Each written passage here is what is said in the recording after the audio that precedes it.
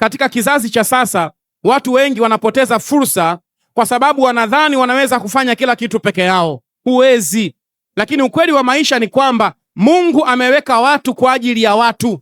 Nitasema tena, Mungu ameweka watu kwa ajili ya watu. Hakuna mtu anayejitosheleza kikamilifu.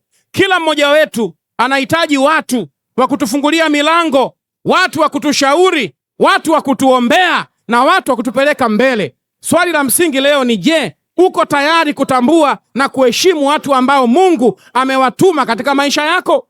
Pia je, wewe mwenyewe unaweza kuwa destiny helper wa mtu mwingine?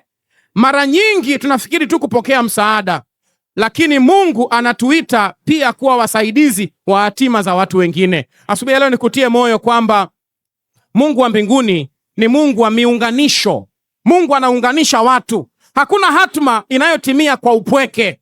Katika kila hatua ya maisha yako, Mungu anaweza kuleta mtu kukusaidia kuvuka ngazi inayofuata. Watu hawa si wa kupuuzwa wala kudharauliwa. Ni zawadi za Mungu katika safari ya hatma yako. Omba macho ya kuona, omba moyo wa kutambua, omba roho ya unyenyekevu ili usikose msaada ambao Mungu ameweka karibu na wewe. Na zaidi ya yote, uwe mtu ambaye wengine wanaweza kumuita destiny helper wao.